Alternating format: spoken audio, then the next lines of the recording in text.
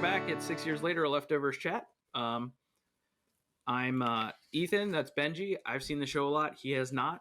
Before we launch into the episode that we reviewed, that we're going to review, season 3, episode 4, G'day Melbourne, we need to do a beard check since we're in season 3 of the leftovers.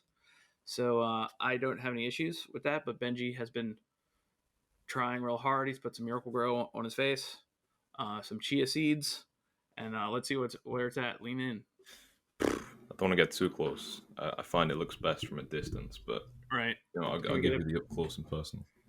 All right, go get a profile. Yeah. Back up. It definitely looks better when you're back up. Okay. I did warn you. Great. That's good though. The beard looks good on you. See, tie-in, exactly. Great. And we're only halfway through the season, so who knows what's in store. We are only halfway through the season, and man, we ramped up. We're in season 3, episode 4, G'day Melbourne. After a bit of a slow burn last week, it's kind of back to the leftovery gooiness here. Did you like the episode? Yeah, I did. And I realized how much I enjoyed it when I came to rewatching it, because at first I was like, obviously I enjoy rewatching the episodes, but at the same time, I think it was quite late in the evening when I was doing it, and I was like, man, I don't want this to take like 5 hours like it sometimes does. But I was surprised because it just flew by the episode, and I was like, oh, I'm kind of sad that went faster than I was expecting. So I guess it passed that test, so I can say yes, it was an enjoyable episode on first and second viewing. Would you say it's so far to me it's the best episode of the season? What do you think about that? Or we could say that till the end. Let me think about it. Okay. Yeah, it's up there. It's toss up between this one and I really enjoyed the first episode. Right. Just because it's so new and it has that going for it, so it's kind of got an unfair advantage. So you're loving the episodes that Evie's in this year? Yeah, I guess you could say that. Okay, so the song that kicks off is, since they're doing the different songs, is This Love Is Over by Ray Lan-Man-Tang. And the Pariah Dogs, that's what I found out. Prairie Dogs? Can we start this again? Yeah. No, we start again. That's fine. I don't want to spend too much time on the song because I don't like it. Right. But that's me. Did you look at lyrics or anything for it? Well, I felt like the title of the song said it all. It does. And I guess we're gonna get to Take on Me in a little bit. I guess it would have been kind of giving something away. Cool. If it was Take on Me. Because the way they introduce that motif, it's one of my favorite things of the episode. We start in the airport, right? Kevin and Nora go through security at the airport on their way to Australia. Nora uses her global entry while Kevin has to go through the regular security line, and they meet on the other side. I'm taking this episode real slow chunks. What I got from this was, everywhere with the starting song to everything here points to like some big thing happening with those two, right? Like even the TSA going, "Are you guys together?" And a lot of it comes down to Nora either pretending she's not paying attention or not paying attention, right? Do you have anything on, just seeing them at the airport? Yeah. What I enjoyed was the lines Nora was feeding to Kevin, where she was like, "I'll see you on the other side," and this whole conversation was kind of, on one hand it was about an airport, but then maybe it was about the machine as well. So it's like, Kevin, you can't go with her, and she's like, "No, it's okay, I'll just see you on the other side," and he's kind of like a bit weirded out by it. So there was definitely that aspect to the conversation. Yeah, totally. And it's the little things that we're starting to see on the periphery. Like, things aren't really crazy. There's too many parallels to make to today, like about what's going on in our lives. It's May 3rd, 2020, so people can, when this podcast goes in the time capsule of everything that was happening now, they'll know what's going on if they look up the date. But, on the periphery, we get this guy who's trying to go to Antarctica, right? But they won't, I don't know why they won't let him take his suit, but then he starts to freak out, so he can't go to Antarctica, and she just sees that on the side as she's going right through. I noticed something the first time here, and I want to know what you think about it. Was she counting on security equipment not working because of the problems that she's had in the past with the electronics? Or was she just trying to avoid the big scanner? Well, you'll have to explain to me. I was kind of confused by the whole thing. So, her going through global entry meant she avoided the big scanner. So the one she went through, that was the small scanner. Because it looked normal, like a normal scanner to me. Okay, so you've been to an airport recently? Yeah. Yeah. Uh-huh. That's right, people. We've met in person. It was crazy. They have the big body scanners now, or the little one. I know that going through, if you have a young child, that they kind of give you the treatment where they just brush you through and they wand you because they know how kids are. Global entry, have you heard of that? It's called something else. It's called it's not fast pass. It might be TSA fast pass is really what it is. But that's for people that travel a lot. You go in, you make an appointment way before any trips you have. They do a full security rundown of you. That's why she was like allowed to not take off her shoes and everything. They do all the so that's what she had. Because I guess she traveled for the DSD or she just had it, right? So that's what that is. And when you say the security equipment didn't work, I thought it did work because it picked up on her watch, right? It did. But I was just making that connection to, like, the previous episode where she had all the problems with the electronics. And I wonder if that was going through her brain when she was, I guess not, because if she thought that was going to be a problem, she probably would have gone to the big scanner because they wouldn't have seen it. Anyway, it's just another thing. You know what I mean? So after they get through the other side, Kevin confronts Nora about what she's smuggling. She tells him it's $20,000. They use the family bathroom at the airport to take money off of her. He asks if there's anything else she wants to tell him. She says maybe. Then they have sex on the baby changing station. And not just regular, we got through the airport sex either. It's kind of like visceral. It was very visceral. It was very graphic, right? And the thing I took away at the time is, this almost pattern of when they get to a point where they have to talk about something real, they default to sex. Do you know what I mean? Like, they get close to something that's truth about what's going on with them, and they just say, well, at least there's a sexual attraction here. Let's not talk and let's just do that. I don't know if you got anything from that. I mean, I wasn't watching too close, so I can't comment. But I wanted to put so much of your reaction of that in there. I mean, I was scared. I was like, will he? Won't he? I was like, surely he won't. Yeah. He wouldn't push it that far. Maybe he pushed it that far. On the station. Right. The part that I found interesting though was before that with like Nora's gone to all this great difficulty, and she's obviously made, like, she's full on like smuggling stuff, and she could have just given the money to Kevin, and she didn't even think about that. And it's like kind of shows how, Nora's all about Nora right now, and Kevin's, I don't know. I mean, I feel like Kevin's still a bit more about Nora than Kevin, but it's like she's just not.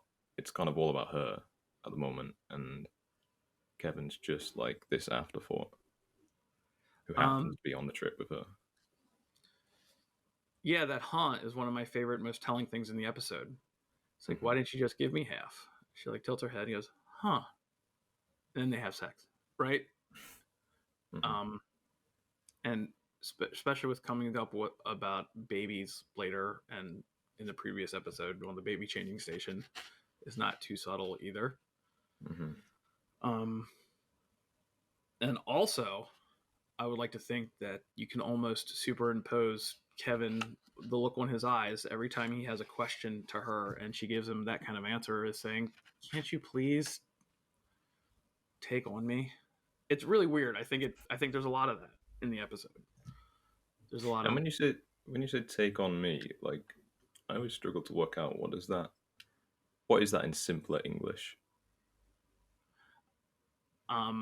I honestly think it's the next line of the song, which is take me on. But even that's like, you know, like, you want a 1v1 in like tennis, take me on. Well, no, I think it's take on me as I am with all my problems.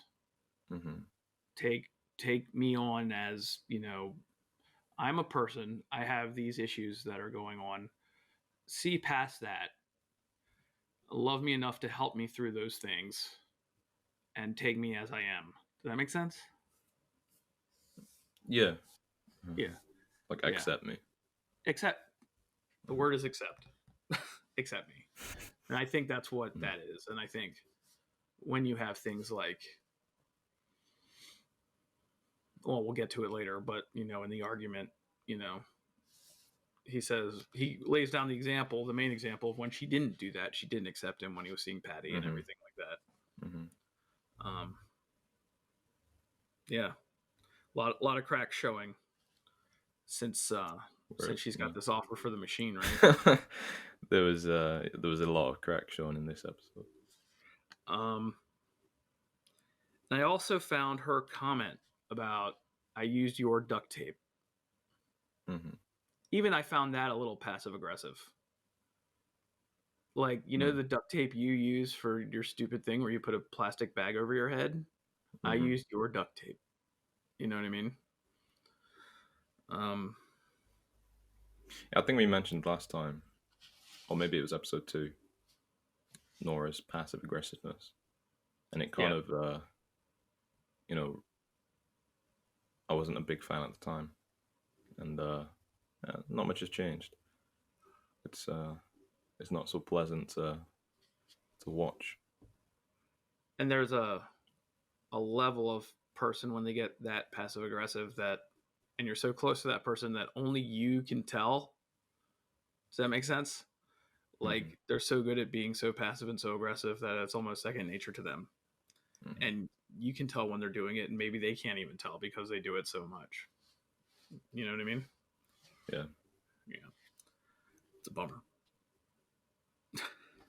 I'm gonna go on the plane. Are you ready? Yes. Yeah. Okay. Cool. I was trying to find some kind of joke I could make there, but just carry on. A good one is I'm not getting on the plane. I'm going in the plane. That's a George Carlin one. It's a good one. Anyway, on the plane, Nora. Huh? Let's just go. Continue. Okay. On the plane, Nora explains the machine and testimonials related to the scam she's going to bust in Australia. Kevin figures out that she is going rogue and asks why the scammers would allow him to come with her. She says, in this direct quote, "I'll say that you've come to see me off because we're in a toxic codependent relationship and we're both come to realize that we're better off apart than together." Kevin computes that answer as she goes to sleep. So she kind of spells it out there. And I don't know how I missed that the first time I was watching, but the second time around I was like, that's a very rehearsed answer, I mean, she's pretty good at off the cuff responses, but she has that's not the first time that thought has crossed her mind. No, it's not. And, it's almost like she's done the drilling down in her brain already, Mm-hmm. and she knows what the problem is. Mm-hmm.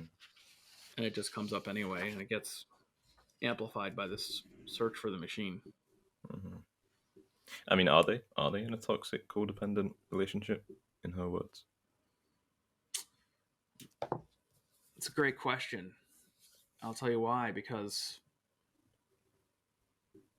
it certainly seems like it.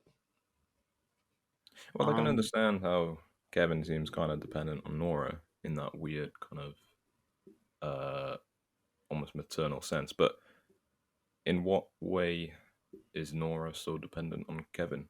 She seems kind of independent. She's like jetting off to St. Louis and Australia, and she was willing to go without Kevin. well, I think you're drilling down to the main point of her character almost. Do you know what I mean? Her wall is so built up, is so big, and is so based on the person she used to be, and then this terrible thing happened where her family disappeared, that she almost has to build this invincible wall around her, that she acts as if she doesn't need anyone, when obviously she does. And maybe she's able to mask it with the fact that she in fact has physical companionship in their sexual relationship. So, you know, that part of it is satisfied, but I think there's a much deeper thing with her. And I think we get to that. I think it's pretty easy to see it when it quickly becomes all unraveled almost right here at the part I'm about to talk about, right? Okay, yeah, let's Yeah. press forward then. They arrive at the hotel in Australia. Kevin says he is in no way there to see his father. Nora and Kevin discuss the book. She reads, and I quote, "And so he left the bridge and the hangman behind. And when he went into the woods, he lifted the girl to his shoulders, and she slept. She pressed him, and he to her. Now the sun rose, and they had come to a well, and he placed the girl down upon its edge, and she pushes Kevin to finish, and he does by saying he pushed her in. Nora gets the call. She makes Kevin promise not to follow her and goes to catch the bus. Um, First of all, it's very interesting every time we get some passages from the Book of Kevin. It's very Yeah, interesting to read. I mean, they must have had fun writing that. It's great stuff, especially, I mean, I think it was the earlier one where they said, and he held the stone to his chest, that kind of thing. And Yeah. we know the stone's a cinder block. Uh-huh. But I found it interesting. I didn't bring it up at the time because I probably forgot, to be honest. But in the episode where Grace says she finds the page from the book and she reads it, and then when she talks to Kevin Senior, she's like, "Oh, I heard about this Kevin who travels to the land of the dead and he like sets people free." I was like, "Hang on, like that's a pretty big ass book, and that's like one page out of it. How did she manage to get all of that out of that one page?" And if all of that is on one page, then what the heck is on the rest of the book? Uh, are you asking me? Or Feel are you free just to saying? answer if you have one, but Well, I mean, let's think about it for a second. So, in the first episode, we see them gather around while Kevin tells the story of him meeting Laurie and Tommy, right? mhm, So Matt is taking everything he knows about this man and putting it in the book, and he knows a lot because he was friends with Kevin Senior back in Mapleton. mhm. He knows all about all the stuff in season one, right? He knows, you know, he knows about Patty in the woods, right? So this book is getting filled up. But you, Um, even if it does, don't you think the whole portion of Kevin traveling to the dead and back would require more than one page to communicate? That feels like kind of the crux of the book, right? uh, yeah, yeah, you're right. And maybe he just picked out the main passages or had a couple pages or something like that. There's a lot of theories going around. Like in the first episode, we see Michael on the internet, Hmm. right? Or I forgot what you said he was looking at. What was he looking at? Do you remember? The Mapleton Journal, some kind of Right, right. Mapleton newspaper. looking up information for the book, there's a lot of stuff going around, and there's a lot of theories going around that we haven't talked about, which I'm letting you come up with if you theories come up with. But a lot of theories about Michael putting the book on the internet, so it had been spread around the internet, so that's how she got the information. In hindsight, I don't think that's true. Mm-hmm. Even from what we've seen, I don't think it's true. So that's a good question. She does know an awful lot about it. And I hate to say it, but that might just be one of the cases where it's like, that's just some kind of, not a mistake, but like, they can't really, there was no other way of doing it, apart from having Kevin Senior rip out like an entire third of the book and stuff it in his pocket. Right. Or which would have been entertaining to watch, but. Or maybe it's just the, maybe he's just ripped out the part where it says, and for the third time, he died and was able to talk to the dead, or something like that. You know what I mean? Yeah. And it's also very. Yeah. Go ahead. No, we've spent long enough on that, because I want to talk about right now with Nora reading from the book in present day Australia, because I found it, and this feels weird to say, but I mean, this is how I felt, and I can't deny it. It felt pretty like blasphemous when Nora was reading that stuff, and you kind of feel like, I mean, I'm exaggerating obviously, but you feel a bit offended as well, because it's like, it's this script, it is this like scripture, and we were there with Kevin, and it was like a pretty big deal at the time, and we went through it with him, and it was like this whole experience that was kind of on another level. And then she's just like trivializing it and like poking fun at Matt, and just like I don't know, it feels like she wasn't there, she doesn't understand, and she's just doing no justice to it, and for that reason it's, like I said, it's kind of blasphemous. I feel the exact same way. You know what I mean? That's not silly or anything. That's how it is.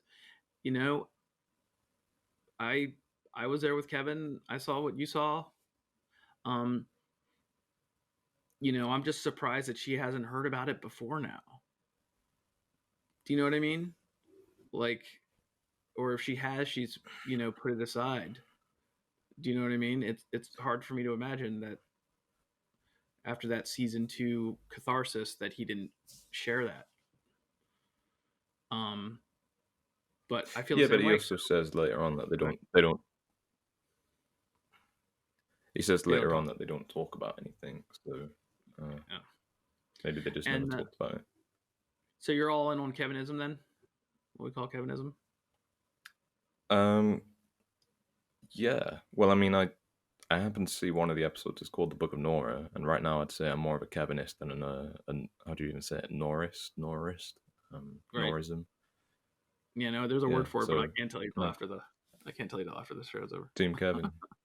Yeah, Team Kevin for sure. I mean, is it obvious? Did I miss it? Is it Nora? Norianity?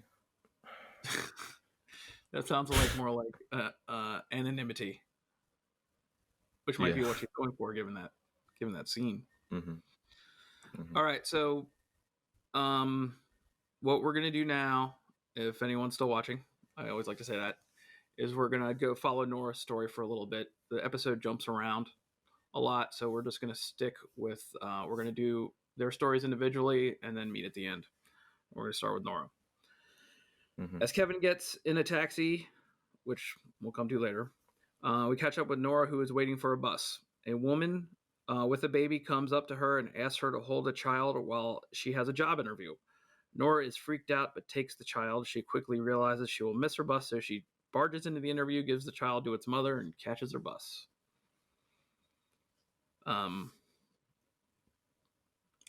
seems more than coincidental that someone just came and gave her a baby.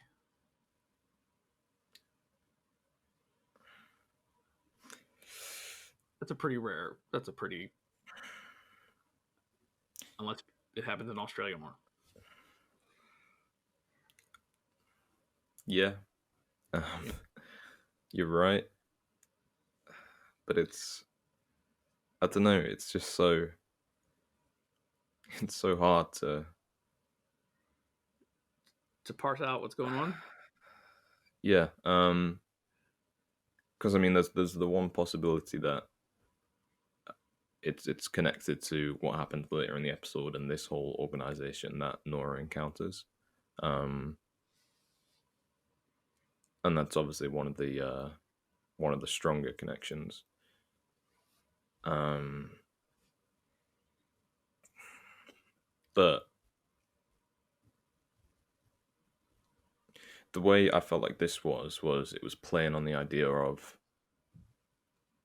Nora's status as a mother means that she is assumed, people assume her to have that same place, the same kind of value on uh, a baby or like a child, and it's a theme that comes up later. But it's like as soon as she hears that Nora is a mother, she's totally fine to leave that baby with her.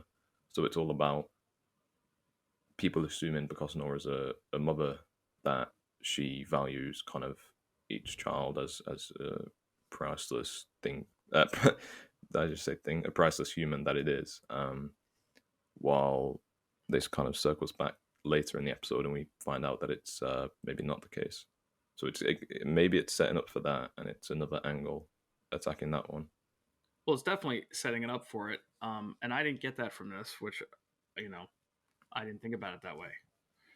So I love talking to you about it. It's that's better than what I had, and I had is just because you're a mother doesn't mean you're necessarily a good mother. Mm-hmm. You know what I mean? Yeah, and I guess it's this thing again of Nora giving away the child, even though it's not her child to give away. She still runs in, drops it with somebody, and goes off. She kind of she basically gives it away, which is she gets ripped for later in the episode. And let's go down the fact. Let's say this is a team sent by the Dutch scientists, physicists. Mm-hmm. Okay, they have a mom with a baby. They have a guy in a coffee shop pretending to be a manager, and they have this old man on the street corner who says, "You're very trusting to take someone's baby. What if they just left and never came back?" Right? So, I mean, it's just crazy. It's a crazy episode of The Leftovers. You know what I mean? And this is just, and I wanted to go back to this. I don't know if I said it before. I think the second she gets the call in the hotel room, she turns almost into a different person. Like she's channeling it through this anger through this book that she's reading and calling it ridiculous, right? And being, as I would say, blasphemous too. And making Kevin feel small for the things he's gone through. And then it just channels into her having to find out about this machine to the point where she guesses that he would follow her. And he admits that he would, and she makes him promise not to. In almost like a desperate plea. Yeah, I mean, like, she dives for that phone the minute it goes off. Like, she is scrambling to get there. It's kind of pitiful. It's like when you're 14 and that girl you gave your number to calls and you're like, is this really happening? It can't be happening. Oh, it is, and you dive for the phone. Yeah, totally. And it's one of the only things you can compare that kind of mania to is like being in love when you're a teenager, right? Yeah. It's like the only thing. Like I said before, you're in your own world, you're in your own bubble. Okay. So Nora arrives at the warehouse and walks up the steps. Oh, wait, real quick. It was really funny when she said discrimination's illegal. That was a good moment. Yeah. Yeah. I can't believe the bus waited for her, frankly. Well, I mean, it didn't semi-waited. Nora arrives at the warehouse and walks up the steps to the sound of a single piano playing Take On Me, and the two women speaking Dutch who introduce themselves as physicists and take her to a medical examination. Well, we have the Take On Me introduction motif here, which there's nothing to be said about it here. It's going to build. And it's also kind of, it allows us to get a look at the scientists, how they are when Nora's not around. Sure. And what we can infer from them playing, guess the piano song. I don't know. But I mean, I think it kind of introduces the idea that this is a couple, and it kind of introduces and that's what I took from it. It kind of introduces the idea that, I mean, just that they're a couple, and she learned one song on the piano when she was 10. So, and I don't even think we get the things here that I wanted to talk about with them. That's later. So, Nora takes her medical exam. The doctor mentions her IUD and that it needs to be removed. She is placed in a box to see if she is claustrophobic. She is very nervous, but gets in the box. Did you notice all the clothing that was like hanging? Obviously, they're in a warehouse, but there's all these clothing in this like plastic wrapping, like all over the place. It's kind of like Kevin's fantasy down there. No, I didn't. Now I think about it, I remember them, and it's hard to tell. Like, is that a working laundry warehouse? Because it doesn't seem like it. It seemed like they just found a warehouse, but it seemed to have things in it still, right? Were they fully laundered, like white, ready to go garments? I couldn't see them close enough to tell. Okay. Maybe. Why is there a piano in there? Questions, people. Questions. All right, this part's a bit more chunky than that. Nora sits down with the physicists. They discuss the nature of the machine and the odds that where they're sending people might lead to people floating in space. Dr. Bekker thinks Nora is a waste of time and will get cold feet. They ask her one final question. Could you kill a baby to cure cancer? After a little back and forth, Nora says that she could. The doctors inform her they cannot go any further and tell Nora to go home. She chases them after in a manic state.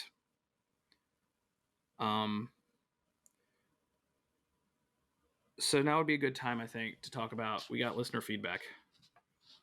We love listener feedback. Huh? We love listener feedback. So we love listener feedback. We got our first piece. We didn't get our first piece, but we got our first piece that we could read. And this comes from Young Partisan on YouTube. She mentioned your connection to Parasite, which I do want to talk about later.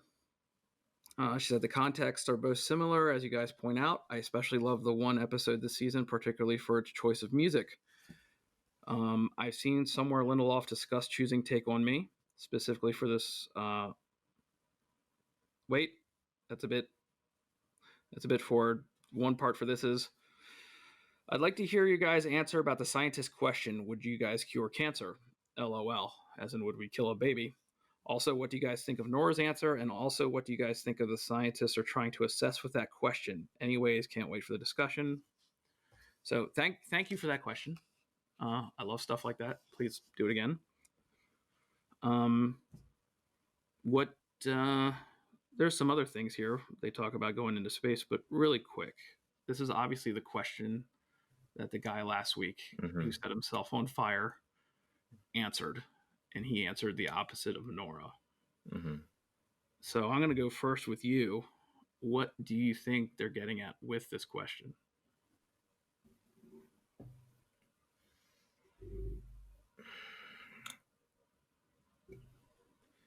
I'm not sure. But one thing that stuck out to me was that if this guy who said no to the question, he winds up out in the outback somewhere. Clearly, he's not gone through. Nora answers yes, and she also doesn't go through. So it seems weird to me that, like, which one's the right answer? It's clear that it can't be. It's not like saying one of them is the right answer, perhaps, because both people didn't end up going through the machine and they gave the opposite answers. So perhaps it's less about the answer than the justification, perhaps. Because otherwise, like, how would anyone ever end up passing that test if both were wrong? I think it is purely a Rorschach test. I think it's purely an assessment. She has they're trying to assess something, and it's not about what you answer. It's about how you answer it, and it's about the way you answer it. It's about your mannerisms when you answer it. Nora put way too much thought into her answer, trying to reason it out, I think. You really? And Oh, I thought it was the opposite. Like she was kind of cold and callous, and like I mean, she asked a couple preliminary questions, and then she was like, "Yeah, sure, go for it." Like if somebody was really thinking about it, they'd be kind of like head in their hands, like, "What do I do? What's the answer?" You know? I think that's that Nora Wall we were talking about. I think I think that she is trying to come at this from an investigator from the DSD perspective, but we know, you know, I know, and they know that it runs much deeper than that. And you know,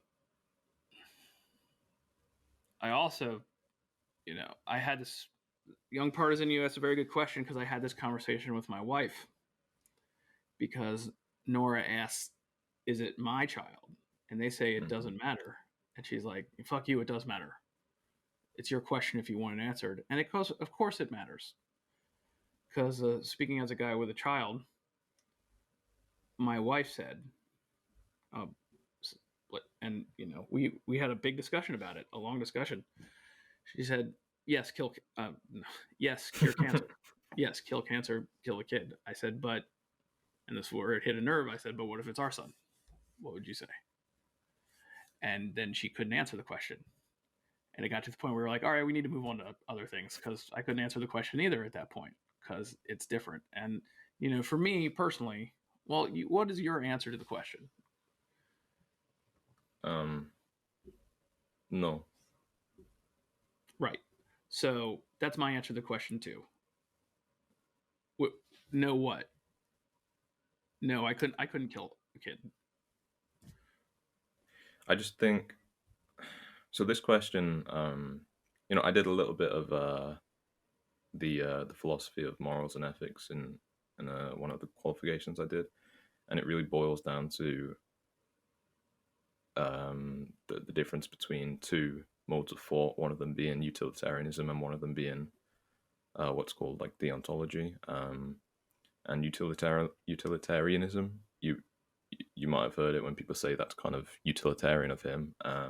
Is when that's all about maximizing the greatest possible happiness for the greatest number of people. So it basically is the means justify the end, and as long as the end result of your action means that the greatest number of people have the greatest amount of happiness, then your action was the morally right thing to do. And that was, that started up that school of thought in England. I think a guy named Jeremy Bentham. Really? Uh huh. Okay, it's I interesting. think. Um, I hope I got his name right. And then there was another guy called John Stuart Mill who kind of expanded on it and took it a little bit further. But then the opposite of that is the mode of thought devised by Immanuel Kant, the other pretty prominent philosopher in this discussion, and his was a deontological theory, which was the morality of the action is purely based on the action itself, and it's not about the consequences; it's about the action itself. And he had a rule called the rule of universalizability, which he would use to calculate whether or not an action was moral. And that rule was if everybody in society performed this action, what would be the case? So, for example, stealing a loaf of bread, you might say, okay, that's moral if it's like to help feed your starving family. But Kant would say, okay, let's see what would happen if we universalized that. And if everybody stole, then there would be no concept of possession. And if there was no possession, there would be you wouldn't be able to steal, and it would just break down. And that's a very basic recap, and I may have got a couple of the pointers wrong, but what it boils down to for Kant is that you ought to choose your actions based on the morality of the action itself and not on the impact of that, because the impacts of your action and the consequences are always going to be unknown and you can't control them. Whereas you do know, you can kind of understand the morality of the action. You can stick to that and so what I'm getting at is, if you say, I think that it's morally wrong to kill children, for you then to say, um, but if it's to cure cancer, maybe it's okay. That was never a moral principle for you to begin with, because the whole point of a moral principle is that it's true in all scenarios, and there is no kind of flexibility. Like it's a that is that. Like it's the principle is this, and you can't deviate from it. Um, and so, even though when we did the whole study of like utilitarianism and deontology, and at the time I was like, it's always a hard call to make because there's definitely issues with Kant and deontology, but I lent more towards that side, which is, if something's wrong, then it's wrong, and there's, for you to say you have like a moral core and you have a basis of morals that you base your life on, those have got to be morals that you would stick to. And so there's a couple of reasons I'd say no to this question. One of them is that I just don't think I'd be capable of doing that. But two, if I say yes to that question, then I was never moral in the first place. Like the only way I can support being moral is if my answer is the same in all scenarios, and you just look at the action itself rather than all the consequences. Um, I so mean, so first of all, I love that everything you just said. I'm eating it up. Um, I too don't think I could be able to do it just on a human level. Um, my child or someone else's child. Um, I also, I mean, that opens up the whole like basically the same thing about would you kill Hitler kind of thing. No, I couldn't kill a mhm. baby whether it was Hitler or you know whoever. Um, so I guess that answers it. And I think that's what Nora wants to answer, but she You doesn't do. think that that's the right answer. She gives them what she thinks is the right answer for her, and maybe she doesn't know what the right answer is. But I think she thinks she's giving the answer they want to hear. Um, That's interesting. but I think they know that, and I think they know she's thinking too much about it, and I know they think that they're looking at her reaction when she answers a question, and it came pretty apparent quickly when she was waffling about the questions that what their outcome was going to be, and it was what Dr. Bekker said. And I think Dr. Bekker had no patience from her from the very beginning, and I don't know if Hmm. that was just from reading her file, hearing the report from Mr. Linn-Baker, or when she laid her eyes on her, but she just doesn't like her, and she knows that Hmm. she's not a person she thinks is going to um, carry through. Um, my other question to you would be, what do you think? And we haven't really discussed this because it hasn't been getting really real till now. The idea of this machine. Um, do you have any takes on the machine? Have you done too much thought on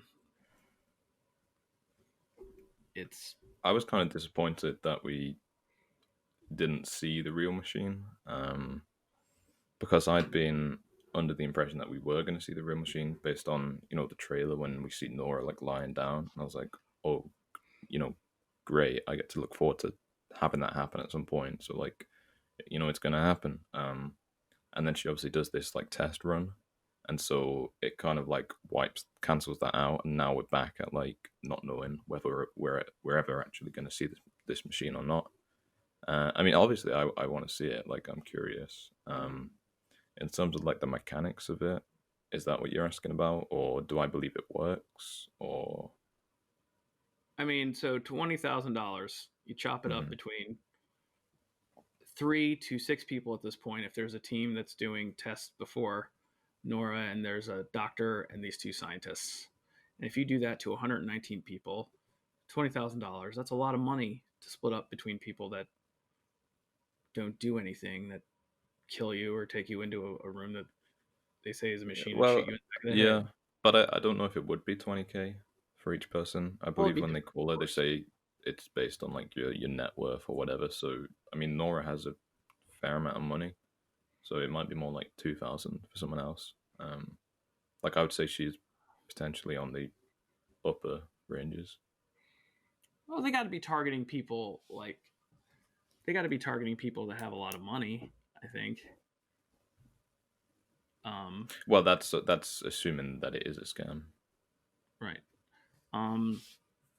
But then what's the point of for them for doing it otherwise? Because there's so many people that are in this position of losing someone, and so many people that are hurt by it.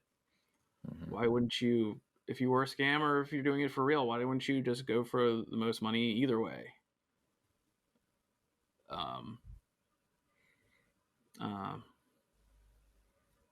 I just love how we watch the show differently. I just love it. And by the way, just for my reference point, how far are you on Lost right now? Season 4. Season 4. Okay, it's good to know. But yeah, I mean, like, so let's talk about her mania. Her mania when she gets the phone. It's built up through this test process. She's obviously frazzled when she has to answer this question. Her heart rate's up, and then obviously, well, I don't know. I don't know if her heart was down. I misspoke. It looks to me like her heart rate is up. You know, she's doing some special stuff to slow it down. She's doing special exercises. Probably comes from riding that bike all the time. And when she absolutely loses it when they tell her no. Loses it. And yeah, that's kind of the state we leave her in before we are going to go back a little bit and talk about Kevin. Do you have anything else on Nora before hotel room? Well, Nora? It's weird because Nora kind of goes through 2 breakups this episode, because that's kind of what this scene feels like as well. Like we said, the mania earlier where she couldn't get to the phone and she's like, "No way, I can't believe you're calling me. Like this is happening." And then she gets there and it's kind of like this nervous anticipation. And then they're like, "Sorry, I just it's not you, it's me. It's just not right." And then they start driving off and she's like, "No, you don't walk out on me. Like, come back here." And I don't know, it's got this whole teenage romance vibe to it. And she also well, she's been rejected, right? She's been rejected for the person she is with all her pain and anger. You know what I mean? She's laying her soul bare and she's been rejected. They didn't take her on. They didn't take her on. That's true. So we're going to flash back to the hotel for a second, right? Hey, I just remembered there was something I was going to ask you about. When the lady starts talking about Dr. I forget his name, but the guy that invented the machine, where they say Dr. So-and-so, the man who, and then she kind of gets cut off by her companion. She just goes back to like, "Oh, the guy who made the machine." That feels significant. Yeah.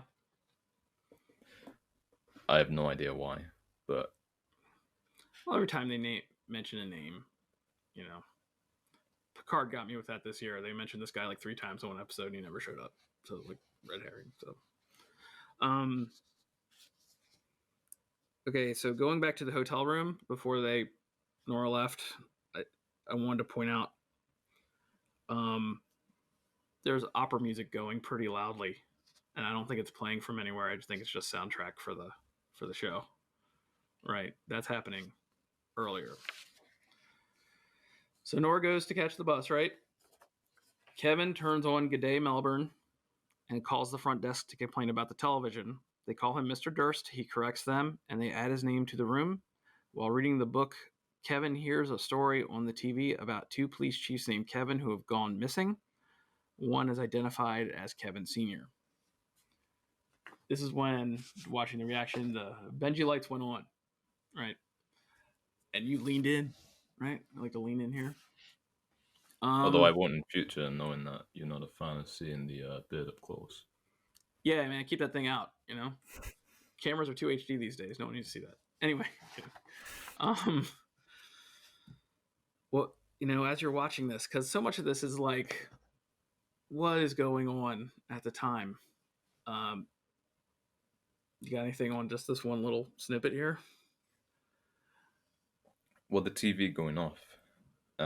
We've seen Nora's effects on technology in a previous episode, and I mean she's left the room by this point, but it's possible she by this time she'd already worked her magic and screwed it up.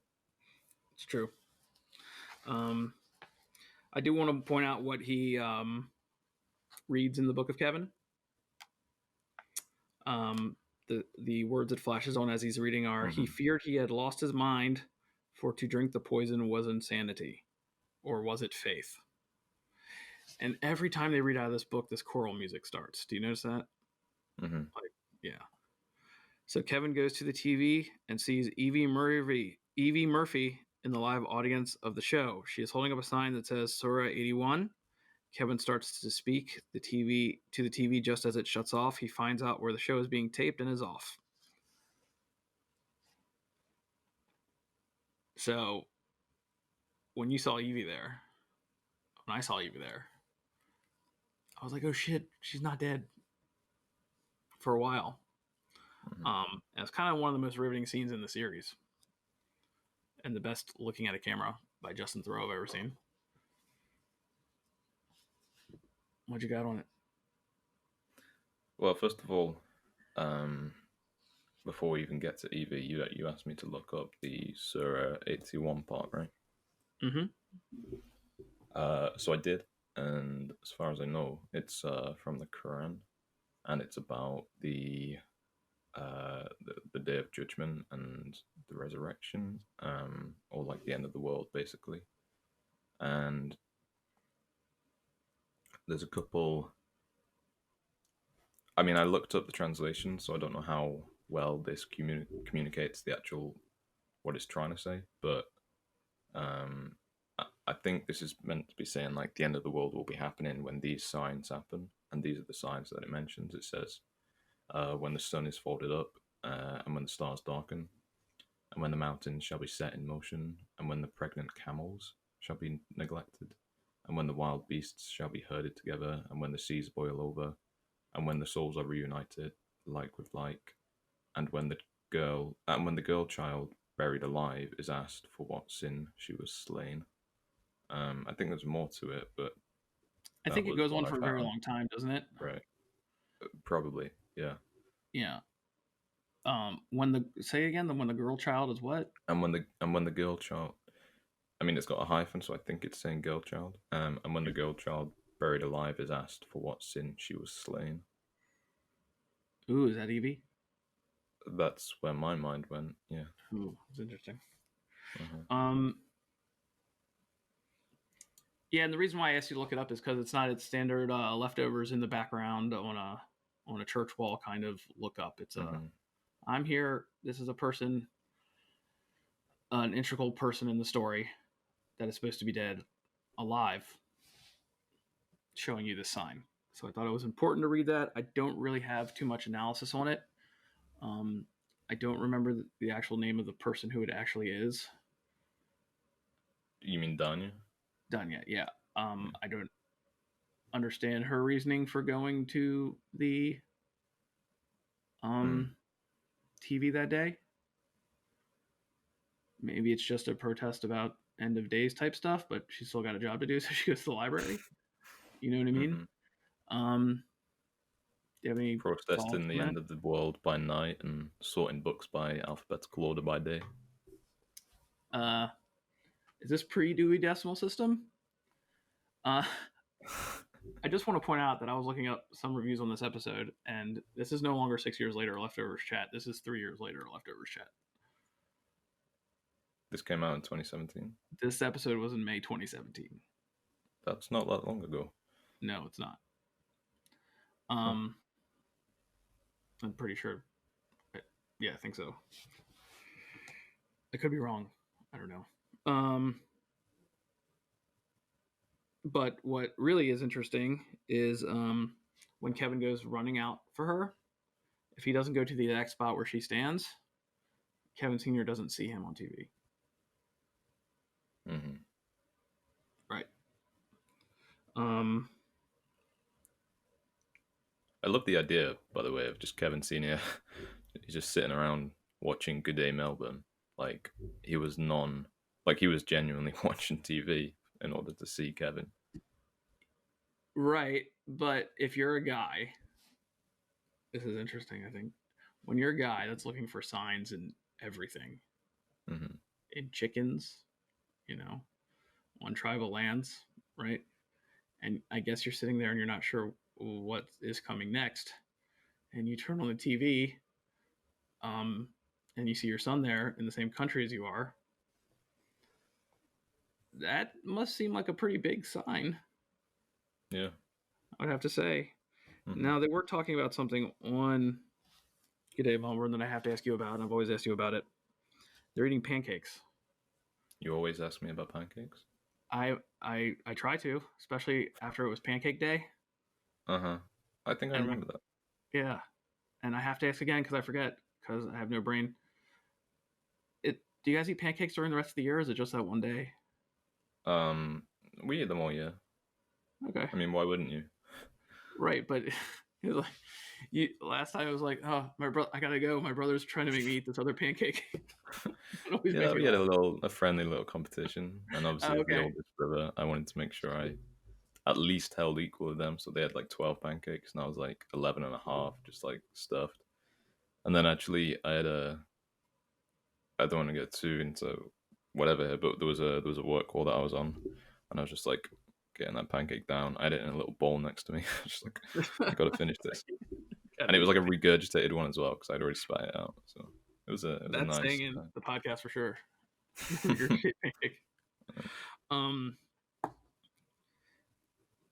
They were just talking about that on G'day Melbourne. That's why I said that. Yeah. And the front desk. The front desk called him Mr. Durst again when he called them again. Mm-hmm. So their system's not too fast. Oh yeah, I didn't notice. The taxi gets. I jotted the number down just in case. It was 6933. Did you look up the number? Did I look up the number 69? Did you Google 6933? No, I didn't. I mean, I doubt I'll get anything if I do it now. I don't know how much control they have over stuff like taxi numbers when they're filming the show. I don't think it's necessary. I mean, I'm seeing like Lego Town airport shuttles. That's probably what it is.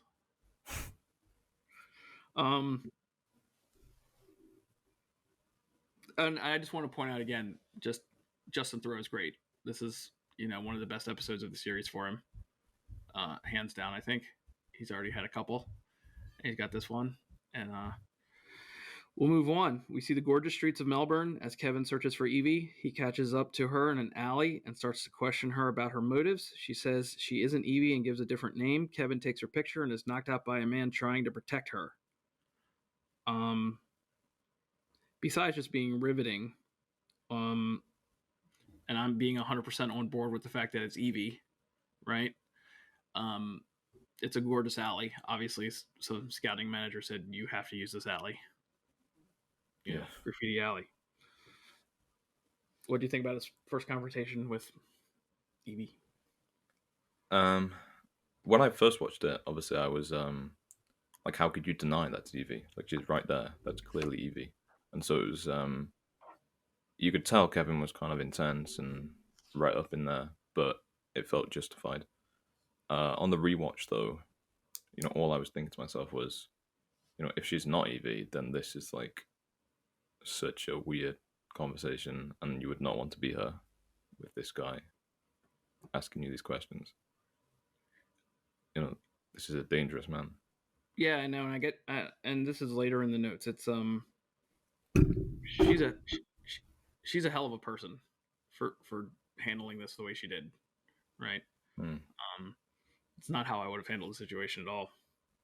I mean, if you'd met Justin Theroux in a back alley, I think you would have been excited. Who? Who? You. Justin Theroux? Oh, or yeah. Kevin, either or. Yeah. I mean, I don't think you would have been too sad about bumping into him. No, I wouldn't have been. Also, it's hard for me to believe that this particular alley is that empty. Just because it's such a touristy, potentially touristy spot. Probably more now than it was then, I mean, That'd be my I don't know how Australian tourism works. but there's got to be at least 10 people that like the I mean, leftovers. we have streets with graffiti on them in England. You're welcome to check them out. Banksy's from Don't England, go alone. right? As far as we know. Is he? Yeah, because he did the Who British note. knows? He did the pound note thing. His identity has been revealed. Everyone's like, everyone's like, we'd rather just keep it Banksy. So let's do that. I think it backfired a little bit. I gotta look that up. Yeah, we'll look it up right now. Come on. We're gonna know for later. All right, so you know the worst line out of all of it, though, not the worst, but like the most creepy is, "I saw you on my TV." I mean, that's creepy, but she knows she was on TV. I know, it's just the way he says it. Like, yeah, well, everything from her point of view, everything is horrible. Like, why is this happening? I wanted to go put up my protest sign this morning, and this is happening. I wish I'd never done that. You know what I mean? Mm-hmm. Okay, so we see John and Laurie pulling their altruistic scam. Laurie gets an emergency call from Kevin. She sends the picture. He sends the picture and tells her about Evie. He asks her to get some personal information about Evie's alias online. Laurie mentions the library. After she checks the picture, she calmly tells Kevin that he has found Evie, but under no circumstances should he approach her. But he hangs up and goes to the library. So we get a check-in with your favorite character on the leftovers, Laurie Murphy, nay Garvey. And you were saying to me, she gets points this episode. Yeah, I mean, I'll hand it to her. She handles this pretty well, looking back. I can't really fault her right, for what she does. She manages to diffuse a potentially dangerous situation. So, kudos. And I find this interesting that as tight as we see this group is in episode 1, they're not seeing each other every day. There's no back and forth communication every single day within the town. You know, the first day Kevin makes the rounds, right? He goes to see them. He goes, I guess he goes to Matt's house. He goes everywhere, but like you would think that this kind of news, if they were really tight, would have gotten out and people would know that they're not at home, right? Yeah, I mean, they haven't been gone that long, right? Yeah, they've only been gone like a day or something like that. Yeah. So we get the brass rendition of "Take on Me" as Kevin comes into the library. You get the beautiful shot of the library, right? Oh yeah, that was nice. And then you start to feel like "Take on Me" might be a thing at this point. Were you getting that at this point? Definitely. Yeah. Yeah. And what you're familiar with that song, right? Yeah, I've heard that song before we okay. A lot. I mean, we get to play it all the time at events. Sure. Not so much right now, but well, this is a brass rendition of "Take on Me" by a band called Genghis Barbie, and they do like tuba brass renditions of many popular songs. I've downloaded some after this, and it's pretty good. They have many albums. As we get the brass rendition of "Take on Me" as Kevin enters the library, he requests to see Evie and is about to be kicked out of the library when she comes out and says they can talk. Evie admits to her identity and asks Kevin not to tell anyone. Kevin continues to question her. She tries to leave, and Kevin asks her about her accent. His posture is threatening, and she begins to pray. She says she was trying to help. Kevin calls Laurie, and she slowly lets him know that he is in the midst of a psychotic break. He checks his phone and sees that the woman he has been talking to is in fact not Evie.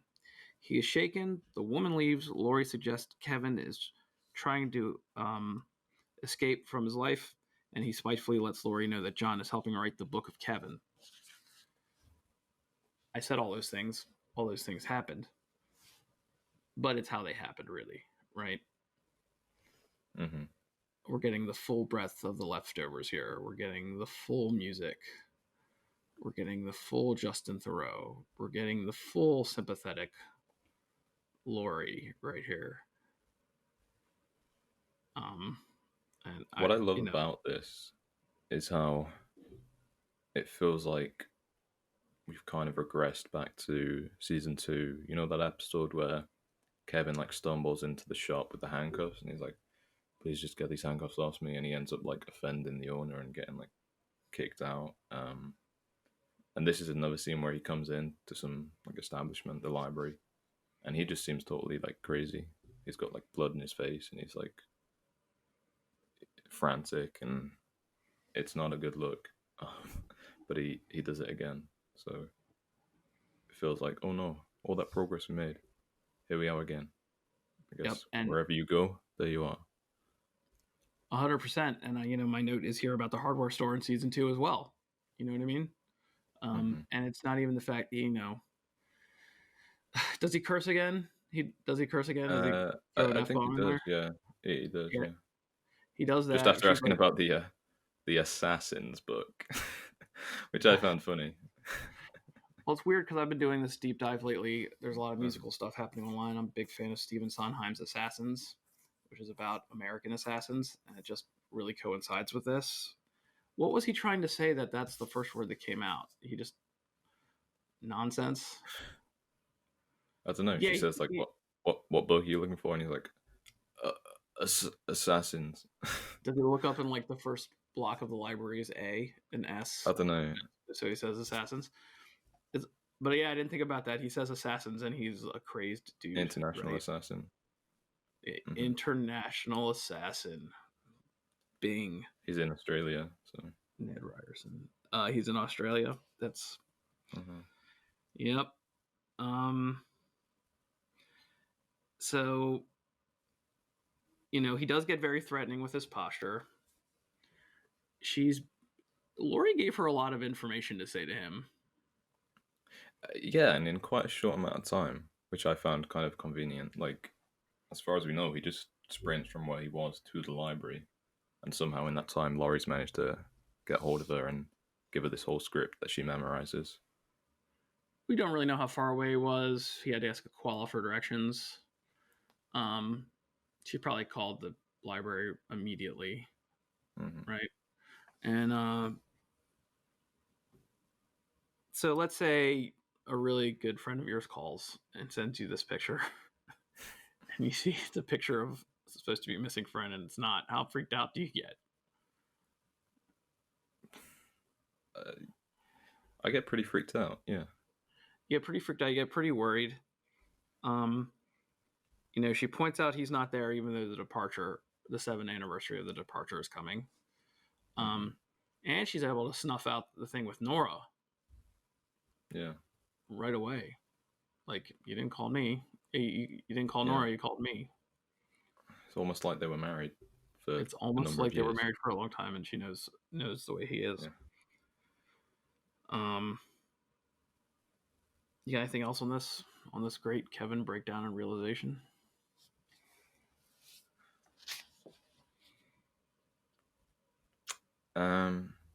Well, like I was saying before, it's kind of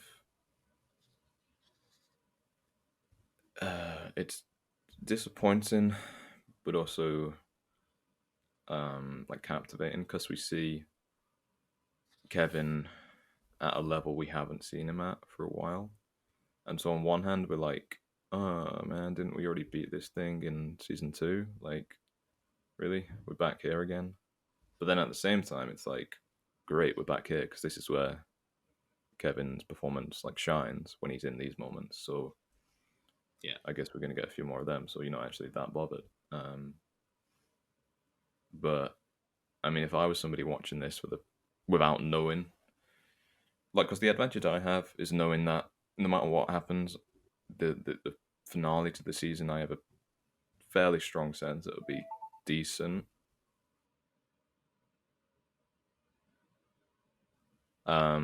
Whereas somebody watching live doesn't know that, and they're watching and they're like, we had this beautiful season in season 2 where he kind of had this stuff happen and then we fixed it and it was on this super high. Now we're back there and it's like, since we fixed it so perfectly the first time, isn't it risky to then put ourselves back in this situation? Like, how are we going to top that? And is it not kind of getting old? But luckily, I don't feel like I have to worry about that as much. But that's definitely what I would be thinking if this was coming out live to me. I'd be like, that's kind of a risk, stepping back to this place. Yeah, and it's like the trepidation when you're first watching it is because you want them to, more than anything, it's the last season, you want them to stick the landing, but you also want what I call that gooey leftover goodness, which is what we're getting now. Mm-hmm. And people pointed this out at the time, obviously there, from that first post-credit scene in episode 1, there's a break between Kevin and Nora. We should talk about this in a minute. But but I agree with you. It's you don't know how they're going to do it because there's half a season left. Everything seemed okay in the first episode. Now everything's a wreck, right?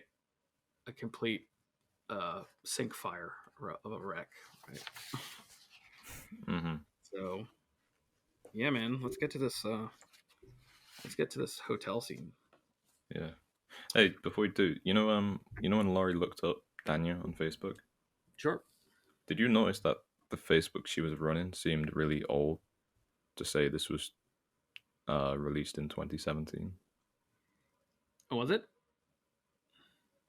I mean, We have to assume it was filmed in. I think right, this. but I mean, even if it was filmed like 2016, 2015, whenever, like that looked like a real old Facebook, um, the interface. And it also seemed like she just was one of those people that put up profile pictures every once in a while. Mm-hmm. There's no pictures of her like there, because Laurie didn't even know like it was another person until she saw Kevin's picture, right? Mm-hmm. Yeah. But what are you saying? What are you trying to say? I don't know. I'm just confused. Because like maybe they weren't able to feature the actual Facebook site in the show, so they had to make some mock up that didn't look quite. I don't know. Maybe I They can did that send you before the with screen YouTube, grab. right? Yeah, they did. Yeah, Yeah. Yeah, send me so a it's screen grab possible. because it might be. Yeah, let's take a look. Unless Facebook was just way more basic back in 2016 than I remember. But yeah, we can carry on. Okay. Oh no, sorry. I'm going to contradict myself. There was one other thing I wanted to say, which is that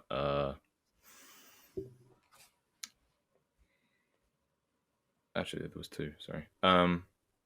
The difference, I think, the major difference that I noticed between this and obviously what was going on in season 2 was that whereas Patty was this kind of I don't want to call her an imagination, but it was someone within his head, right? And other people couldn't see her.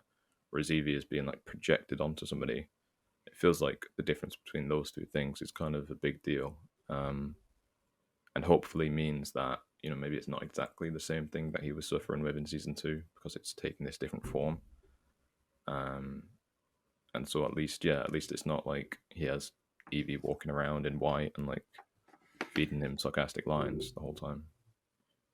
But he's leveling up in a dangerous way Uh-huh. because Yeah. everything that was said to him by Evie was said by Daniah or Mm-hmm. Daniah. I'm sorry, I got her name wrong. So it's even more dangerous because he's taking meaning from these other people, especially like what he said to that guy in the alley. You can see her, right? Mm-hmm. So he's leveled up. It's more dangerous. So is he better or worse now when he was seeing Patty? Right. Then he was seeing Patty Mm-hmm. and having fights with her in the woods, Mm-hmm. which is still a conversation I'm saving till the very end of the show to have with you.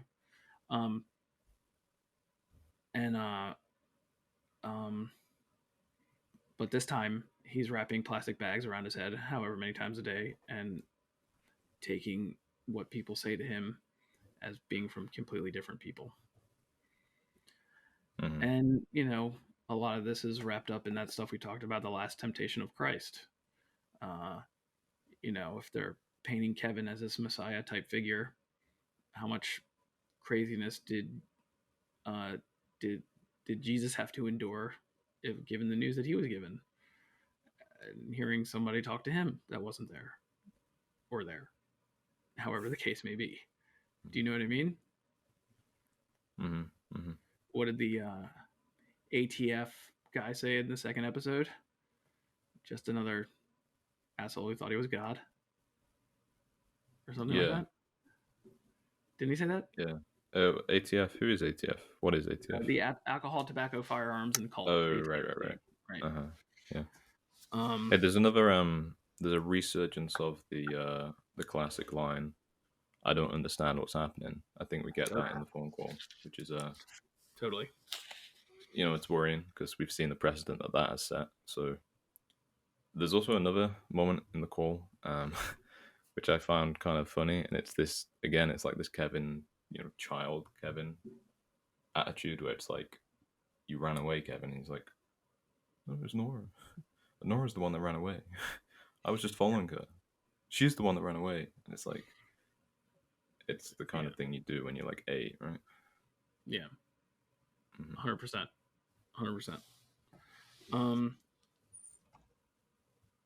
Okay, to the hotel. As we say when we're talking about the leftovers, on to the hotel. I mean, it's always exciting when there's a hotel in the leftovers. Always. Kevin returns to the hotel to find Nora in a manic state and smoking. She's really off the charts here, right? Nora discusses her rejection, and the conversation turns to Kevin's issues with telling Nora about his problems. The fight escalates when Kevin insists on talking to Laurie. This is where I have my audio clip. I'm going to play it right now. Who else, Matt? Because if you're having visions, he's going to want to put it in your fucking book. It's not my fucking book. No, I think you like it. I think you want to be Jesus Christ fucking superstar because it makes you feel important. Like it? I fucking love it. It's riveting. Spread it fucking cover to fucking cover. There you go. Book's coming. We never have to talk about it again. Because that's what we do. We don't fucking talk about anything. What do you want to talk about? What do you want to talk about?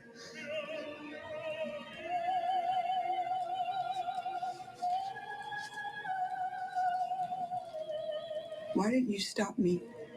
Stop you from what? From giving her away, Lily. I didn't stop you because you decided you wanted to do it and you did it. You never even asked me what I wanted. And if I had, Kevin, what would you have said? You were relieved. Just say it. And now you want a new baby? Are you fucking insane? Or are you afraid you're going to give that one away too? You can't have a kid. Because then you'd have no excuse. You couldn't be a victim anymore. You'd have to be okay. No one would feel sorry for you.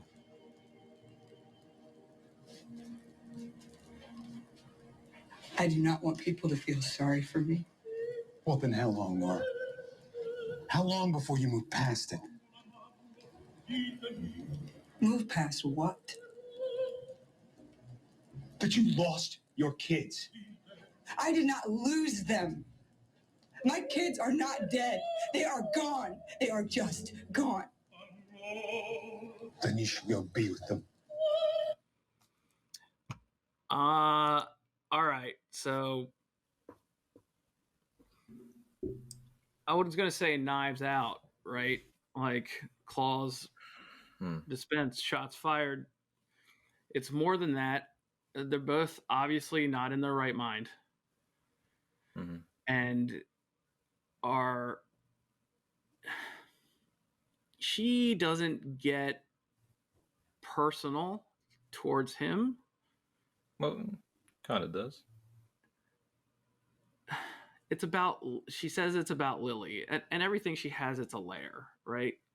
Because here it's about Lily, but really it's about her kids, right?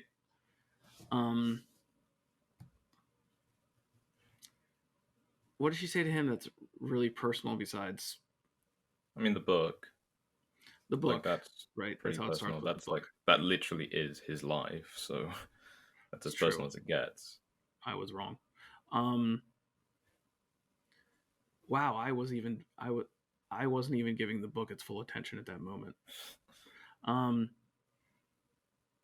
But even with the book, he goes for the jugular to the point What is it, man, of Nora just getting decimated by Garvey, man?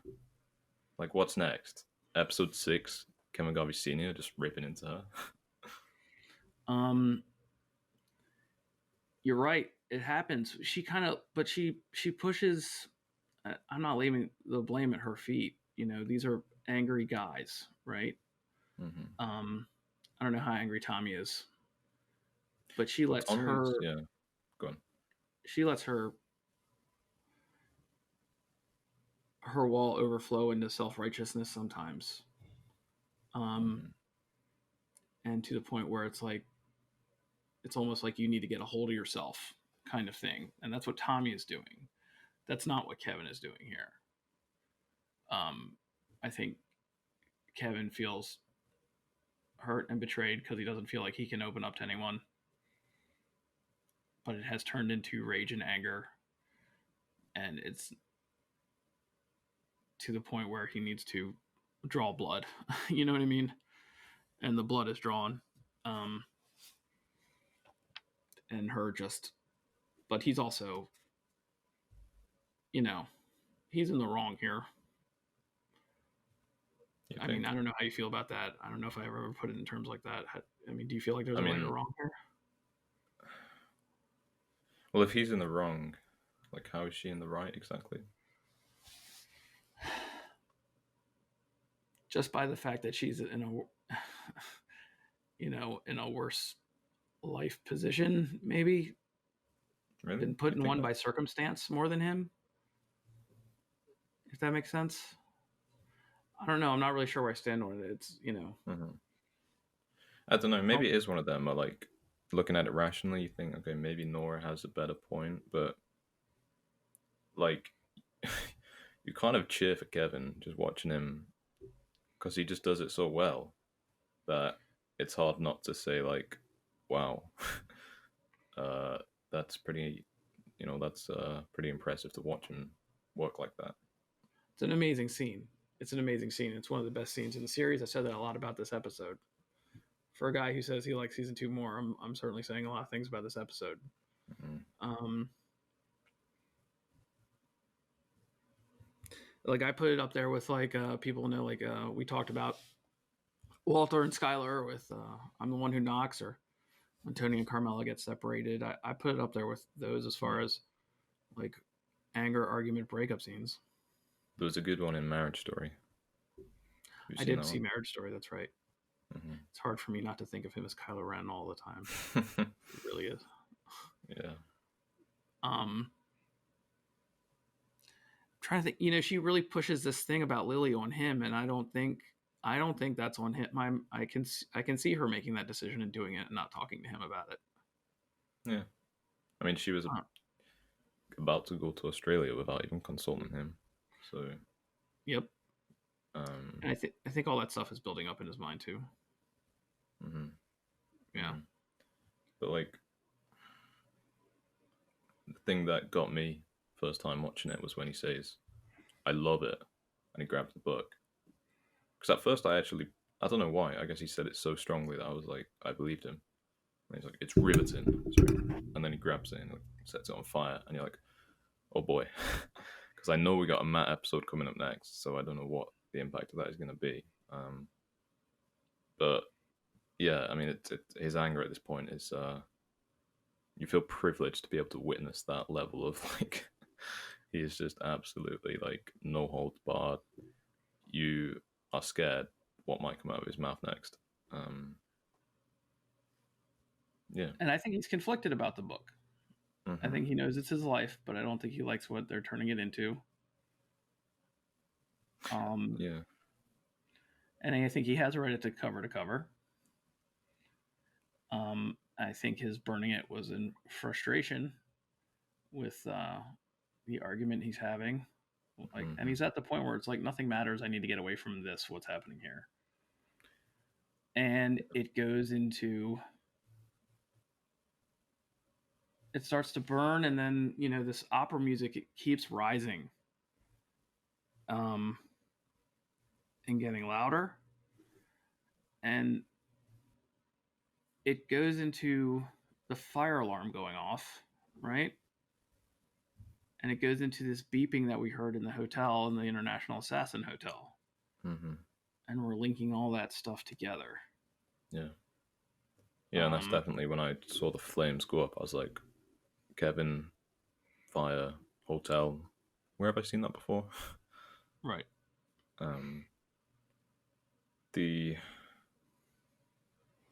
What do you think about the bit when Kevin, like right at the sort of peak of the argument, where he says you can't have, and it gets to the part about Kevin wanting another baby, and then he says, "So, what, you're afraid you're going to give that one away?" And then he starts talking about like you can't have it because you wouldn't have an excuse anymore. You wouldn't be a victim. You'd have to be okay. No one would feel sorry for you. That is like. I think I'm that's trying to remember. Too far, right? Yeah, I mean, I wouldn't say it. Obviously, I'm not Kevin, but it's also, I mean, it is kind of more. It's similar to what Tommy was saying, so it's just a little bit more direct, right? Yeah. So yeah. Tommy goes, "I didn't even know you existed. I left it for my dad. I didn't even know you existed." Mm-hmm. I'm trying to remember though. Is there a place we've heard this before? Like, you want people to feel sorry for you, and somebody said that to Nora. I don't know if anyone has said it to her. I know me and you have discussed it because that goes back to her dropping the mug in the very first season. That goes back to Guest, right? Goes back to Lens, it goes back to Don't Be Ridiculous. All these through lines with with Nora, they all do come back, and this is the harshest version in the show that we've heard anyone get down to the bone about what they're trying to say about her. It's all laid bare here. But I know what you're saying about it being too far, but at the same time, it's not entirely like, maybe it is, but for me, it's not entirely him just trying to tear her down. It's like, it's kind of this frustration that he wants her to be, I assume over the time they spent together, he cares for her, he wants her to be okay and improve. And so for him, it's frustrating that she keeps deviating back to this baseline and she can't seem to move past this. And so this is potentially an outboiling of his frustration that he can't help her get better. And it's not just him trying to score a few points in an argument. Yeah, and I think he's in save himself mode at this point after the day he's had. He's saving himself at all costs. Even if that's at cost to her. Because no one should ever say to someone who lost their kids like that, "When are you going to get over it?" Like, that's not even close to a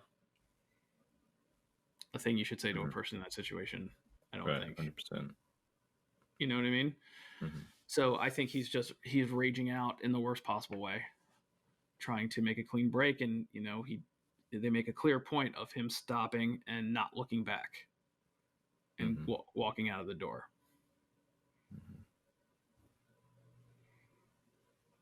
You know what I mean? So let me read the last part. Cool. And then we can get some Parasite of it all after we talk about it, and some Take on Me. Kevin goes outside and is told no cars are available due to an explosion. He sees his father and Grace. There are sirens and fire alarms going off everywhere. The Kevins embrace. Senior asks Junior if he is alone. Kevin says yes. As they drive away, the original Take on Me starts as Kevin looks towards Nora's room. Nora is left alone smoking as a sprinkler fills the room. That's the end of the episode. Notes here, the greatest last shot of any TV show ever, period. Which I kind of stand by here. Really? Is that it? Have I peaked? I'm not gonna find any better. The last shot with Nora crying and the tears Yeah. coming down of the close up of the eyelashes. Yeah, no, you're done as far as last shots go. Sorry about that. They're all going to be good. Breaking Bad season 3, the last episode of the penultimate episode, half full measure. It's pretty close. Walter White saying run, but as far as the way he says run and they cut off the screen and you can still hear run even though it's a black screen, that's pretty close. But and I guess maybe the last episode of The Sopranos. Talk about that later. But it's just beautiful. And it's one of my favorite songs, which has been my favorite song for like my life. It's one of those. My favorite things about this are, you know, they say an explosion, but they don't mean an explosion at the hotel. There is a fire alarm at the hotel that is probably caused by the fire that he made. We get this crazy news that all flights are grounded. And I assume that's connected to this explosion. Yeah.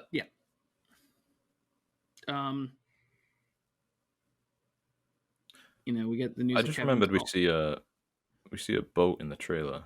So, flight's grounded, boat in the trailer. Okay. There are dots there. There's dots. We're only halfway through, right? Mm-hmm. And it's very much like, can you guess at all what's going to happen next? Definitely not. Right. So that's what I love about this show. You know, Kevin Sr. says, "You're not alone anymore." He says, "Yes, I'm real. Of course it's real." It's, you know, and she starts to smoke the cigarette. What else is there for her to do? Except have a cigarette while it rains in her room, even though it'll put the cigarette out.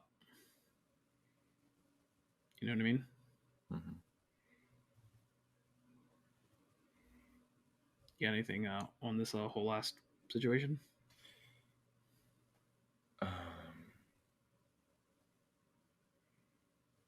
It really feels like we're queuing up the start of the second act where we have Laura and Kevin split. We've seen Kevin's senior story and he's found Kevin now. Like all the pieces feel like they're in play. And it definitely feels like we're moving into the new part, I guess the second half. It's a beautiful last shot. And I do want to talk about, just finish off this Take On Me motif as the last thing we do. Just the way they built it up over three little pieces in the whole thing and then let it go here. Mm-hmm. I don't know. You know, this song was around. I was alive. I was born before the song came out, like 4 or 5 years. I vividly remember the song and the video. I sent you the video today. I don't know if you'd seen it before. Or I watched it. Yeah.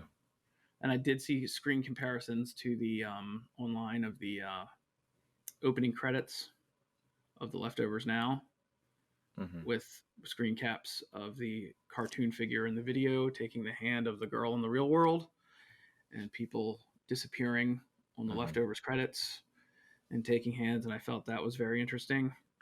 Yeah. I mean, I felt it played in nicely to this episode, which is about this machine where people go through. Because we definitely have a case in that video of somebody going, you know, through a couple of times. Yeah. And, you know, I'm sure there's more comparisons. I'm sure there's more reasons they used it. I love very popular songs from the 80s. And I love the fact that they're not afraid to use them the way they use them here. Sometimes you would think that the kind of thing is too obvious. But, you know, there was an episode in Watchmen, which I saw recently, where they used Islands in the Stream, which is another one from the 80s. I love all that stuff. So, big fan of it in this episode. I just freaked out when my alarm went off. I gotta watch that. Oh, you need to go soon? Uh, Well, yeah, it's time to get out of here. But before we do, did you have any final thoughts on the episode? Then there's one more thing I want to talk about. Did you want to quickly talk about the Parasite comparison? That's the one thing I was going to talk about. I think that was the only thing I had left. Yeah. Well, yeah, and I wanted to keep it separate simply because I guess we're going to do a little mini Parasite talk, and we're going to do some spoilers for Parasite. So if you haven't seen Parasite and you're going to see Parasite, then you should, I guess, turn it off for now, right? Yeah, I'm going to talk about Parasite for a minute because I saw it this week. Turn this off and go watch Parasite. Yeah, go watch Parasite. What are you doing watching this? Go watch Parasite. Yeah, go watch Parasite. I had a hard time getting my subtitles situation worked out, but when I was able to get it worked out. Yeah, I mean, it's pretty imperative you watch that one with subtitles. Yeah, and oh, I'm sorry, I shouldn't be talking about this. I got it on Hulu. It was great. Everything worked out perfectly. I think I got it on Vudu. That's actually the network, right? Yes, but they're also giving it away on Hulu. I don't know if they still are. If you're a subscriber, you could just watch it. So that's what I did. So I think because our write-in person said it was a good comparison, I had trouble, besides the smoking the cigarette and the rain coming down, seeing the comparison between The Leftovers and Parasite. I saw the visual, right? I saw the visual resemblance. I even saw it to some episodes coming up on certain things. Was there a metaphorical reference I'm missing? I mean, I only ever intended it as a visual comparison. Well, it'd be kind of neat if there was another, but I'm not sure I'd be able to name one. Yeah, so let's just talk about Parasite for a minute. Let's have a fun talk about Parasite. It's a pretty good film. My main thought before we introduce the second plot of the man in the basement, right? Even as they're sitting on the couch enjoying their night before all the mayhem starts, my main thought is, I'm kind of jealous of this family's dynamic. They seem to get along. I wish my family had gotten along like this all the time. It seemed pretty easy. That thought went away. Yeah. Fairly quickly. And I want to know, when I think about this movie, and maybe these aren't the questions I should be asking, was this a plan they had from the beginning, or did it something that fell into the son's lap and he just ran with it and they decided to go with him? I think he ran with it. And I think the whole thing was just, they were one step ahead the whole time. Like, they did not, I mean, maybe they planned it, but given what happens, further on in the film, I'm like, I don't know how. Yeah. Yeah, I think you're passing the point of no return when you decide to get the peach powder off peaches. Like, that's when the worm turned for me, and I was like, oh, yeah, that's the Walter White moment right there. Like, oh, this isn't going well. Yeah. I mean, at first you kind of think, especially if you don't know, like if you've not read anything about Parasite and the genre or even like the age rating, and you watch it at first, I mean, you could be forgiven for thinking it's a comedy. I had heard class struggle. That's what I had heard about it going in. I heard everyone said it was great. It was class struggle, and that's all I knew. It just comes out of left field so much with the basement thing, and the fact that woman left her husband down there for how long? Like between those two times. And I don't know if this is worth leaving in our podcast or not, but I mean, I really enjoyed it. I really liked it. Yeah. There's not too much to say. I heard a lot of people comparing it to Pulp Fiction. not in content, but in the way it sort of used its mode of storytelling was not. It didn't play by the rules. It felt like. I think you're right.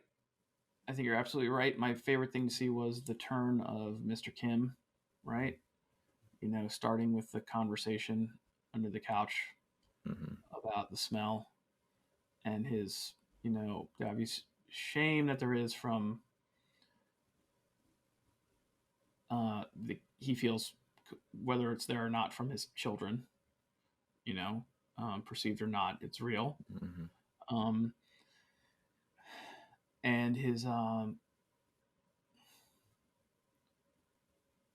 just that clear line that he obviously crosses at the end when he's wearing the awesome Native American headdress, which just looks great on everybody. I suggest everyone get one of those.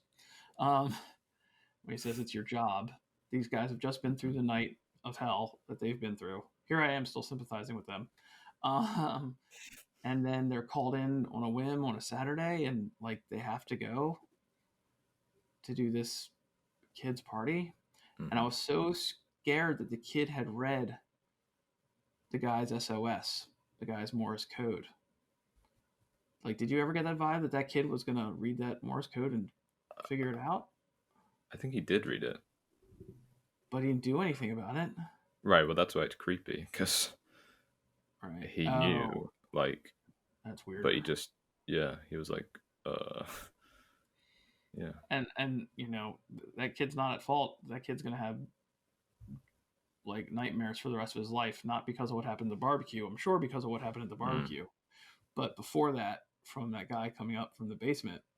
It gave me nightmares, I'll tell you. Well, but, his parents are telling him it was a ghost and no one was there. And then the guy that's not there, that's a ghost, comes up and kills your dad in front of everybody. And you were trying to tell them the whole time. You tried to tell them, and they didn't listen to you. Well, I don't think it was that guy who got... that was actually the Mr. Kim, not the ghost. Right? But still, the guy came up from the basement. Right, yeah. I mean... The guy that he was telling them about. Big deal. Yeah. And I think a lot of people were saying how, like, all the artwork that kid was doing was actually that guy. I mean, there was a bunch of, like... We can never do it justice in 5 minutes, but there was a lot of stuff packed into it, and references and foreshadowing. But I mean, did you want to really quickly say, like, have you... The shot that brought this whole thing up was the girl sat on the toilet smoking. Right, smoking. Because that is, like, I'm trying to work out who does it better between her and Nora that are, like, defeated. Like, I mean, she has the advantage of, like, she's literally in a bunch of sewage water with a toilet that's exploding beneath her. But even so, Nora gives her a pretty good run for her money. I'm going with Nora, and I'll tell you why. Because even though these people are doing these things, it's harder to read the emotion or the understated acting, I guess, as it is. I mean, I know it's there. Part of it was just like, maybe me sitting here will keep the sewage from coming up. Do you know what I mean? That didn't strike me just as much as the whole truth there is in the class system in the world. That was the horror show to me. I think Nora was able to light a cigarette. I think those cigarettes were so wet in Parasite, I don't know if she'd be able to light them. But there is the added annoyance of basically being in sewage water, which probably makes everything way worse. So, but you give it to the girl in Parasite? I mean, if we're judging based on, like, if you hadn't seen... Judging on no context, like, imagine you didn't understand the context behind either of them, yeah, I'd give it to the girl in Parasite. Okay. But I mean, when you understand what's going on, I think it's hard to... Yeah, say and Nora doesn't win. I'm so married to like her fading away, but then it's a close up on the eyelash and the water coming off of it that Well, I mean, if you get that shot in as well, then yeah, I think so. Yeah. If you count them both of them.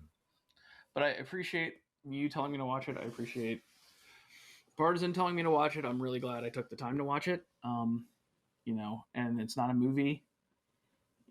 Subtitles. Some people look down on me because I don't like movies with subtitles. But it forces you to pay attention. And the subtitle thing goes away after like 10, 15 minutes. You're just in the movie, right? Yeah, it's never been. But I'm pretty sure if you want, huh? I said I've never really had an issue with subtitles. Not like putting myself above you or anything, but no, I'm just saying like I'm open-minded. I've become a person that likes to do like everybody background watch things. You know what I mean? And it really forces you to zero in and pay attention on what you're watching. But I guarantee you, if I watched it without subtitles, I would have understood what was happening.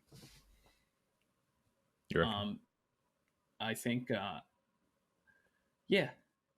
think it's, and that's, certain movies are too, that's how good I think you can tell like a filmmaker is. You can visually, you can understand what's happening. And it's very easy after you I would have been fully on board with everything that was going on in that movie as soon as he brought his sister in to be the other teacher. If I was watching without subtitles, like on a visual plane. So, I mean, that's all I have to say. I liked it. Yep. I forgot what it was up against, but awards are well deserved. I liked it more. I mean, it was up against some pretty heavy hitters. 1917. I didn't see it Joker. Yet. You haven't seen 1917? Not yet, but that requires a big screen, which I have, and time, which I don't right now. Joker. Ooh, Joker. I haven't seen it. See that? All right. Yeah, Joker. I got mixed feelings on Joker. Joker's really good. I think Marriage Story was up in there as well.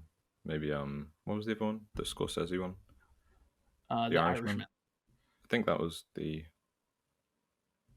most of them. And I'm a hardcore like Goodfellas fan, and I watch The Irishman. I like The Irishman.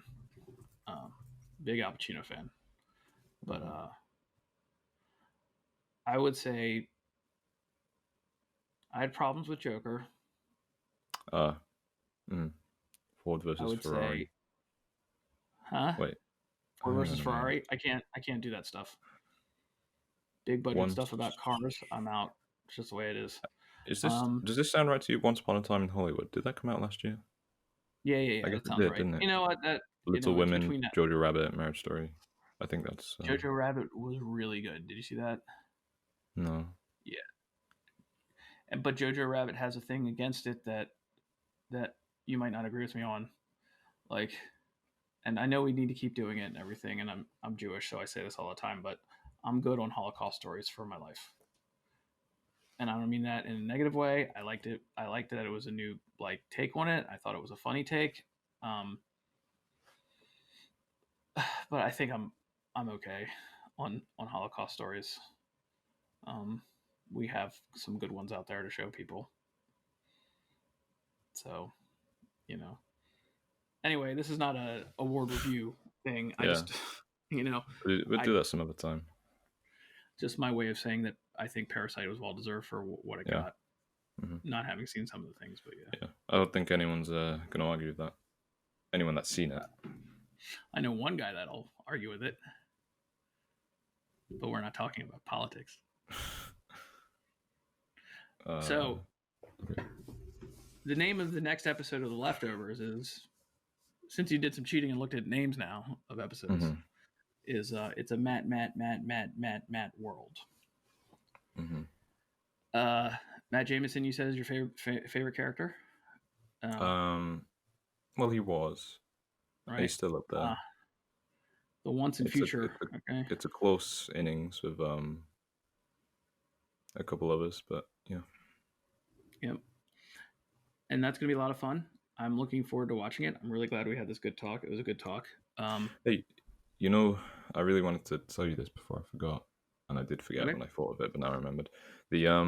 when I was watching Deadwood, right, the Reverend in that really reminded me of Matt in terms of his mannerisms and like the way he said his lines. And I don't know if that's a coincidence or if that's just kind of some stereotype of what Reverends are like. That Matt acts as like maybe they both studied the same source material, but they were definitely quite similar. You know, I'm trying to think to over sickness with the preacher in Deadwood, right? Because he got really sick and started stuttering. But if you think about like the first couple episodes where he watched the store for Saul and Seth, you're right, and it's almost a affect of a minister or preacher that really believes what they're talking about and in the goodness of what they believe in. So yeah, I can totally see that going on with the guy in Deadwood and with Matt Jameson in The Leftovers. So yeah, I got you. Validation. Okay. Is that from Brooklyn Nine-Nine? You said Validation. That's Vindication. Okay. Vindication. I just know Treat Yourself. Did you watch the Parks and Recreation special episode? I really want to, but it's not available for me. Okay. It aired on some American-only channels, so I was left filling. Oh, maybe I'll figure out a way to treat yourself. On Hulu, right? It's on Hulu. On Hulu, yeah, free Hulu. Anyway. Yeah. Okay. I appreciate you watching. I think Benji does too. Tell us you guys like, subscribe, send us feedback, hit the bell, notifications.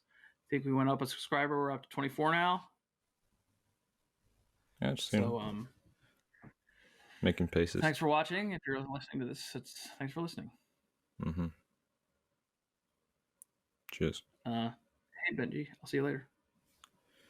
See ya.